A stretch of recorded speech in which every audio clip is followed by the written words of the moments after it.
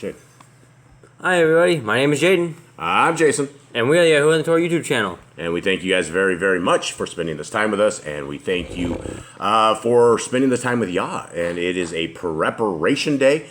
And it is a wild day around here, Jade. How's your day going? It's alright, yeah. It's alright. Are you being honest? Oh, yeah.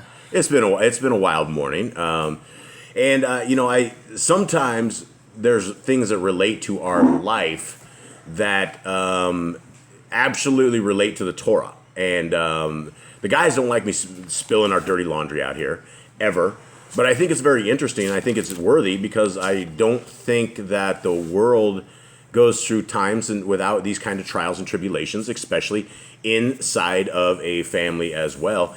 And it's interesting because let me just relate this. The morning was going real well, right? And something around this house that is like gold is sugar, right? We don't have a lot of it, and we don't have it for long term, and it's always it's one of those things that I keep telling everybody, stop using the sugar, stop using the sugar, stop using the sugar. So I am a sugar Nazi. And my wife will actually say I am a sugar Nazi. And so I am always trying to preserve the sugar.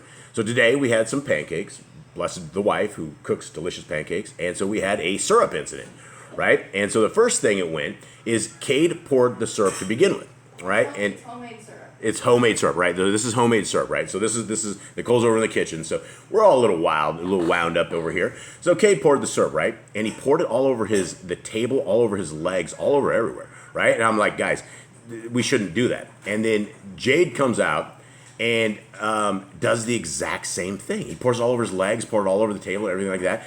So I'm good with it, right? Everything. I'm like, okay, well, let's just not waste the syrup.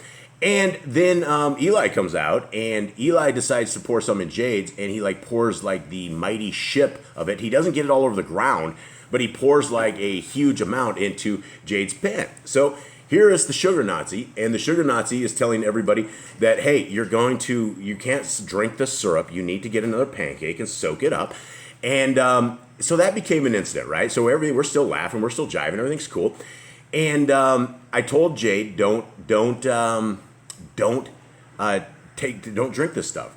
So he grabs the plate and he takes it over to Eli's plate, and he's going to dump his syrup. As he tries to dump the syrup, he dumps it all over the table, all over the floor, all over Eli, everywhere.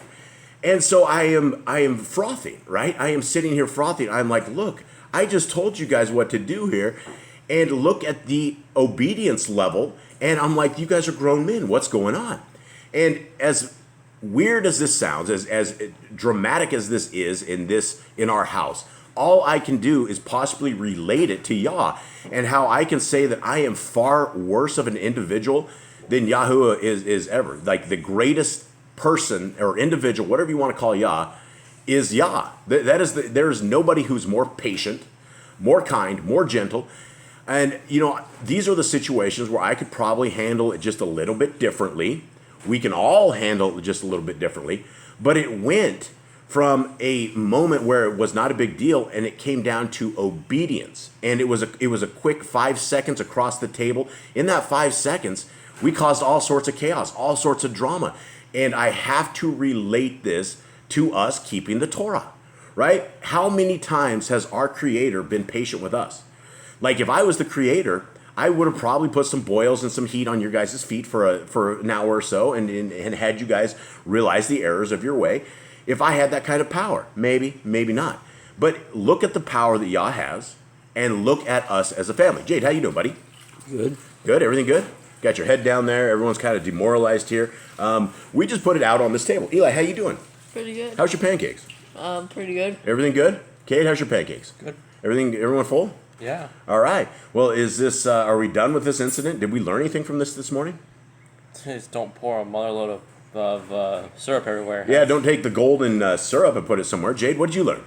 Obedience. Obedience, yes. Jade doesn't want to talk about this. Nobody wanted to air out our dirty laundry. And like I was telling them, I think a lot of you guys probably have similar issues, possibly, maybe. I would imagine so. I mean, when I was a kid, I did stupid kid things. That's all I could say. And that is the saying in this house. Hey, we've done more stupid kid things. Because as a child, we don't understand stuff, right? We don't have the wisdom of older adults and the people who have experienced this kind of stuff. And we do not have the same kind of experience as Yah has, right? When he tells us to obey his laws, statutes, and commands, there should never, ever be a wait. Never should be a think about it. There should never be a pause. There should never, ever be a delay. There should be action. If he tells us to keep the commandment, we are to keep the commandment. If he tells us to put tzitzits on, we need to put tzitzits on. If he tells us not to abort babies and be fruitful and multiply, that is what we need to do. There's no ifs, ands, or buts. There's none of this out there. And so that is our morning story. I would like to relate to everybody. I hope you guys are having a better morning than we are having, but we're going to keep it real. We're going to let you guys know the ups and downs that we have in this family. If anyone ever puts us on a pedestal and thinks that we have our game together and we're all dialed in and everything's hunky-dory with no problems, that is not it. I would say probably we are the greatest sinners among all of you guys, and we have a lot of problems. We struggle with a lot of things, patience being namely one of mine, which is probably why my heart is off the charts. My heart rate is off the charts, and it's something I'm working on. And blood pressure management is stress management. It is something where essentially you have to dial your life back in and get things under your control. And incidents like this definitely don't help, but being more patient myself would have been. So we all learned a little bit something from this morning, and I would like to say thank you guys very much for being part of my story and having the story. Jade, can I get your head off the table there? You're not in beating class. I don't think anyone ever cares. This stuff happens, right? If you guys think that you go through your life without having disobedient stints, look, I fought with my parents all the time. I was a very extremely disobedient person. Look, I had to have my butt beat. I had to literally have my butt beat to get things dialed in to where I wasn't disobedient. There's something about kids, and this is something about life, and something that I hope we can all relate to, and something that I hope people don't judge us for, because I'm keeping it real for you guys and exactly how things go. And on top of that, not on top of that, but I am going to take you guys to a little, I don't know if this is a success or it is failure, but it is yesterday's count. You guys, yesterday we did a sermon. Jade, what did we do a sermon about yesterday?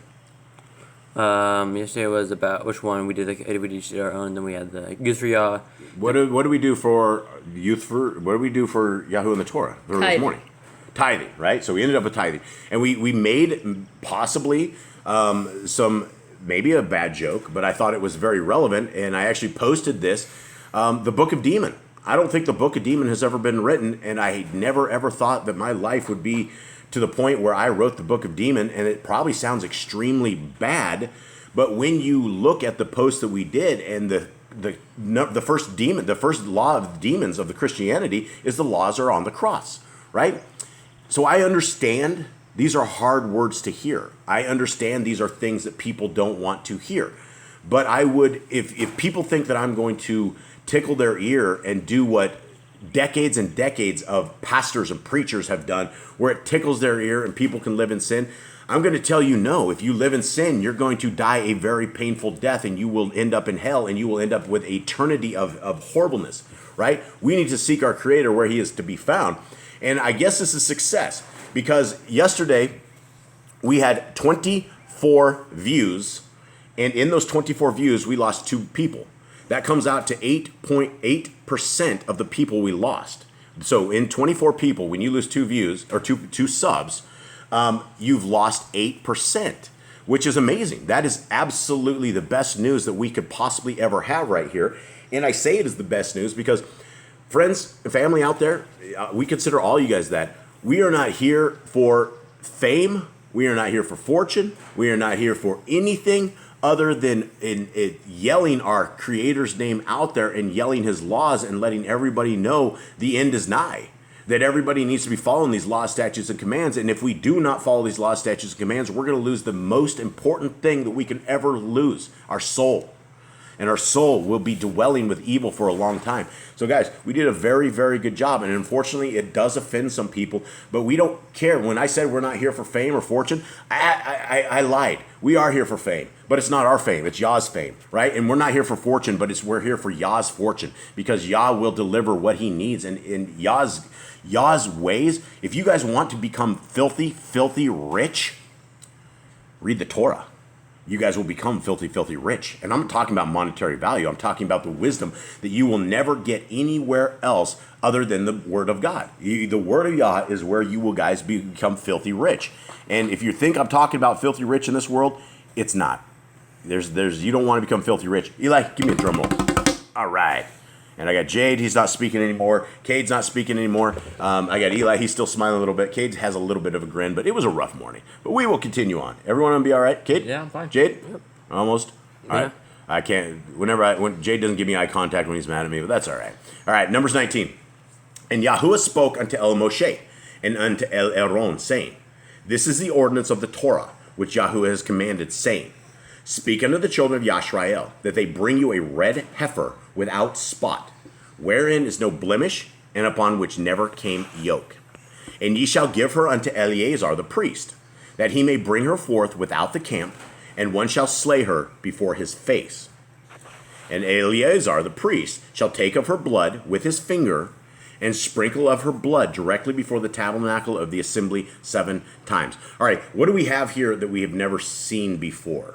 A red heifer, and that's not a brown heifer, not a black heifer, not a spotted heifer. That is a red heifer, which I think is like straight up directly red, like really red. Mr. Ed looks kind of red, doesn't he? No, he's black. He's like black and I'm white. I'm colorblind. I don't know. He blind, colorblind. Gorda has red hair on her horns, but Okay, that's it. you do have red hair, right? I have red, yeah. I thought you had red hair, but I could never tell being colorblind. All right, so anyway, he took it, killed it, and he says he kills it a little bit differently, right? So they want the perfect red heifer. And they take it outside the Slay camp. her before his face. Slay her. It's a female. It's a heifer. Female red heifer. And then you're going, basically, there's the 7 times again, right? So he's going to sprinkle the blood before the tabernacle 7 times. We always are into 7s. 7, 7, 7, 7. 7s and I'm 50s. confused because he's outside of the camp, but sprinkle it toward the front of the tent of... Yeah, so he's without the camp. He's not in the camp. And he's a killer outside Takes the it camp. outside the camp. Well, we need to keep reading so we can find out what this is about. Yep. So anyway, here we go. 5. And one shall burn the heifer in his sight. Her skin and her flesh and her blood with her dung shall he burn. All right, so her skin, flesh, and blood and dung. So basically, they're not eating this thing, right? They're burning everything. The red heifer gets burned. Nothing left. This isn't a regular sacrifice. This is something special. Yeah, this is something weird. Okay, and the priest shall take cedar wood and hyssop and scarlet and cast it into the midst of the burning of the heifer. Okay, cedar wood is just wood. Hyssop is wood? No, hyssop's a herb. Herb. And scarlet is a herb? Scarlet wool. Oh, scarlet wool. Which So material. Scarlet. So that's red, right? Red wool. Yeah. So they're taking, where would they get red wool at? Heifer? They had it all throughout the... I don't think you would say a heifer tabernacles. has wool. It has fur. A wool would be like a sheep or something of the sort. No, but they have that all through the tabernacle. That's his scarlet, wool, linen. Yeah, but where would they exactly get that? Was my question for this. I'm sure they have it. All right. Then the priest shall wash his clothes, and he shall bathe his flesh in water, and afterward he shall come into the camp, and the priest shall be unclean until the even. All right, this is very interesting here. So this is a son of Aaron, right? This is the high priest, and now he's slaughtered this outside, and he's dirty, and he's unclean. And I guess you would be unclean if you were in doing sacrifices all day as well. Anytime you touch the carcass of that, you're going to be unclean. So this is interesting. And he that burns her shall wash his clothes in water, and bathe his flesh in water, and shall be unclean until the even. Okay, so the dude that burns her is also as well. And a man that is clean shall gather up the ashes of the heifer and lay them up without the camp in a clean place. And it should be kept for the assembly of children of Yashrael for a water of separation. It is a purification of sin. Okay, so now we kind of figure out what they're doing. They wanted the ashes. So all of this stuff is ashes. That must have been one heck of a fire to be able to nail this thing in the flesh. I mean, you would have had to have some serious heat on that. Sorry, guys. Serious heat to make this happen, or it's not going to burn it. When we tried burning dead cows before, and it doesn't burn exactly. In fact, it doesn't burn at all. like barbecue. It smelled like a barbecue, and it never did anything. It didn't even make it through the flesh. Like we dumped a bunch of diesel on a cow one time. Tried to like burn a dead This cow. was a We had- dead cow, yeah. A dead cow. Yeah, we didn't. Thanks, Kate. We're not monsters. Yeah, no, we're not monsters. So So anyway, and he that gathers the ashes of the heifer shall wash his clothes and be unclean until the evening, and it shall be unto the children of Yashrael and unto the stranger that sojourns among them for a statute forever. All right, so here's the statute forever, but what is it? The purification for sin? Like, I don't know what this has to do. Well, they said they put the ashes outside the camp and they kept it for the congregation. Is this did it say the ashes are outside the camp? Yeah. It says it's to Israel for the water for uncleanness. Like, is there water in the ashes? There wouldn't be water in the ashes. That's what I was saying, but it says it shall be water for uncleanness. It is cleansing from sin. Huh. Anyone else have anything on this? Jade, what do you got? I don't exactly know. It's down below it talks about, I think, a water that needs to be sprinkled on someone. NIV says for use in the water of cleansing. Oh, okay. Use in the water of cleansing. Okay. There we go. That makes a little more sense. 11. He that touches the dead body of any man shall be unclean 7 days. All right, we knew that. Is it 7 days? Do we know that? I thought it was unclean till even. Yeah, I thought so too. Hold on, who are we talking about here? Well, I mean, It's a human corpse. right, a human corpse, but it's It still, should be allowed forever. Yeah. but it's still until even, right? We're not 7 days unclean, right? Oh, I think he's maybe talking about the one that the guy that brought the ashes in. Is that who we're talking? No, we already. So he that gathers the ashes of the heifer, back to 10, shall wash his clothes and be unclean until the evening, and it shall be unto the children of Yashrael and to the stranger that sojourns among them for a statute forever. I don't say I understand this. Okay, he that touches the body of any man shall be unclean 7 days. Dead body of any man. All right. He shall purify himself with it on the 3rd day, and on the 7th day he shall be clean. But if he purify not himself the 3rd day, then the 7th day he shall not be clean. All right, I think this is a priest, or this is like someone that's like ordained to be holy, because this is just a very different ruling than what Mine we normally says have. he shall purify himself with the water for the impurity. Who? The guy that touched the body. So this must be, well, I mean, this must be a priest or something. This must be a way to clean the priest. What does your title say up there, Eli? It says the water of cleansing. Okay. So we have something here like the red heifer is like very special for whatever reason it is. Well, I've never seen a red heifer. Yeah, but it's like it's ordained, like it can like cleanse. So here's the ashes of it. Supposedly the end times has this is what all the Christians believe. They believe that the temple in Jerusalem is going to be rebuilt, and they're going to find a red heifer, and they're going to sacrifice that red heifer, just like this little story right here, right? That is supposedly that. And then all the Christians are like, well, the Antichrist is going to come into the temple in Jerusalem, and he's going to slaughter a pig after like 3.5 years or something crazy like that. Here's the problem, right? The problem is the people of Israel are not God's people.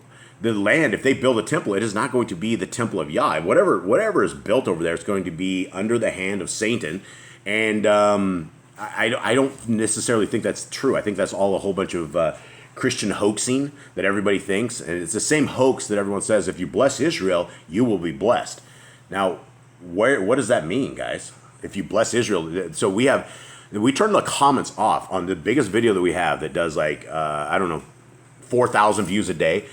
We turned the comments off because I was sick of hearing about these people like, oh, bless Israel, may Palestine be taken back, God bless Israel. And, if anybody looks, I've told the people before, simply look up abortion clinics in Israel. You'll find them all over. You'll find them open until 11:30 at night.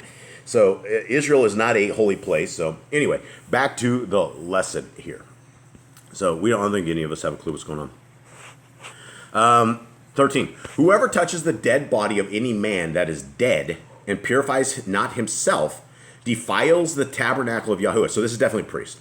And that soul shall be cut off from Yashrael, because the water of separation was not sprinkled upon him. He shall be unclean. His uncleanness is yet upon him. So I think this is how to sanctify and to clean up a priest, is what I'm thinking. Anyone else have anything, thoughts? I think you're right on that. Yeah. That's probably a priest. Okay, this is the Torah. When a man dies in a tent, all that come into the tent and all that is in the tent shall be unclean 7 days. Okay, this is a Torah command right here. I don't think we've had if you touch the dead, you're unclean for like until evening. But this is a human body instead of just an animal or something like that. So I think this is like a little more like purifying needed. But remember back when we were talking about the different priests and how the high priest couldn't touch the dead at all? Right. There was nothing. This might be a lower ranking priest or something like that. Yeah, maybe. Or maybe some kind of Levite. But I think this needs to be added to a command, Nicole. I mean, essentially, if you touch the dead body of a man, you're unclean 7 days. And or if, say, for instance, somebody keels over in your house, that would be the same as your tent. Right. Everybody's unclean for 7 days. Where is the command? What is this command? It says right There should there. be other cleanliness laws, I think. This is Hygiene laws. this is the Torah. When a man dies in a tent, all that come into the tent and all that is in the tent shall be unclean 7 days. So that is a command. Did we have any other commands prior to this? No, before was for the priests and their ashes and things of that sort. So before it was whoever touches the carcass. So it's just the That's carcass. unclean. Now we're dealing with a dead body. Now we're dealing with a dead body. Wow, everybody that touches a like a coffin, like if you're they have the coffin marches where they 6 guys will stand on 3 on each side of your Pallbearers? coffin. Pallbearers, yeah. I don't even know the coffin bearer. Pallbearers, yeah. And so they will walk with the thing. So I think they would technically be unclean because that box would be unclean because it's Dead dude inside. dead dude inside. Okay, so there's a command. Well, it So, talks about things that have lids on them or not down below. all right, so there's a command. 15. And every open vessel which has no covering bound up on it is unclean. Okay, so I guess under the cling thing, they have to wash, and if they don't, well, I mean, that's the thing we couldn't do. We don't have a red heifer. We don't have any of that stuff. So, I mean, you're basically going to be unclean for 7 days. I don't know how to purify yourself from anything like that because we don't have anything. So how would we purify ourselves in the world we are in right now? We take a bath or a shower and we wash the blood of Yehoshua on us. Yeah, the blood of YHWH. Yeah, that's the only sacrifice of the stuff that we have here. So we're gonna have to put our faith in that. All right, 15. And every open vessel which has no covering bound upon it is unclean. All right, so that means, a coffin without the lid on it is going to be unclean. You put the lid down, it's still going to be unclean. And I mean, if you have if you have a cup of water inside a house and the guy's dead, it says open vessel. Everyone which has no covering upon it is unclean. So everything. So I guess when one of us keels over here, we got to wash everything up or something. And after we go under the old oak tree out back. All right, 16. And whosoever touches one that is slain with a sword in the open fields, or a dead body, or a bone of a man, or a grave, shall be unclean 7 days. All right, well, there's yet another command. Right? I mean, this is part of that other command about the dead. So I don't think this would be under hygiene. I think this would be under a whole new command. Because this is literally, I don't think that this is different than hygiene, right? This is about holiness and being clean for Yah and not being clean for Yah and things of that nature. Anyone with me? Nicole? I think you're right. You cool? Yeah. You with me? Yep. Okay. And for an unclean person, they shall take of the ashes of the burnt heifer of purification for sin, and running water be put thereto into a vessel. All right, so basically, I mean, They're killing a lot of heifers for this. A lot of red heifers because I don't think the ashes are gonna last that long. they should. They were talking probably a sprinkle of ashes. Probably just a little tiny bit in each I don't think, water. and I mean, those should last a long time. Burning all that they burned. I mean, how old is a heifer? As They long say? as the wind doesn't blow.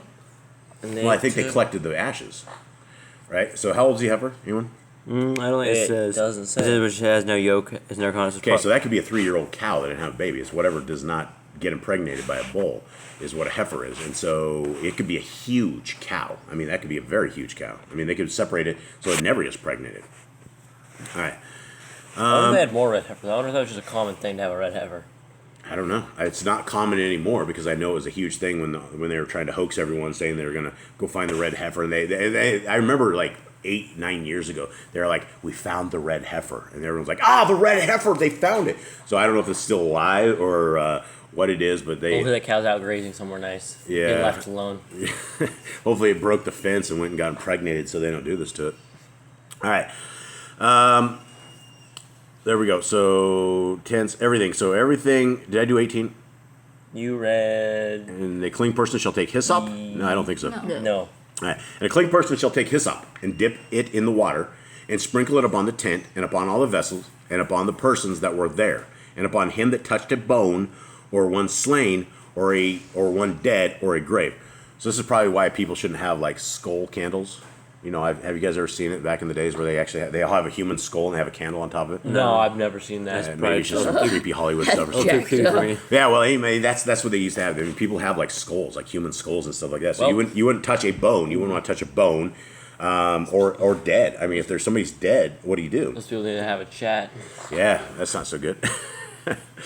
And the clean person shall sprinkle upon the unclean on the 3rd day, and on the 7th day, and on the 7th day he shall purify himself and wash his clothes and bathe himself in water, and shall be clean at the evening. This is very fascinating. This whole red heifer thing is very fascinating. It's fascinating how out of all the Celtics, a certain red heifer can actually cleanse you of your uncleanness. In Yah's eyes, right? It's like whatever is in the. I mean, it's because here's the bottom line. It doesn't have any kind of soap in it. It doesn't have any kind of anything. We've seen ash before. It'll make you turn black. There's nothing clean about it, right? It's not a soap, I guess. Maybe there's ash in soap. Is there? They put ash in soap? You can make soap out of ash. And just ash soap or something. You add other things to it, but you can use ash in your soap. Okay, so maybe it is a clean solution, but I don't think it's enough in there that would actually clean you. I think it's more of a process, a ceremony thing or something. Yeah. All right. 21. And it shall be a perpetual statute unto them, that he that sprinkles the water of separation shall wash his clothes, and he that touches the water of separation shall be unclean until even. And whatsoever the unclean person touches shall be unclean, and the soul that touches it shall be unclean until even. All right, so this is essentially, if you touch a dead person, if you go to a funeral and you touch a dead person, you're unclean. Everything you touch is unclean.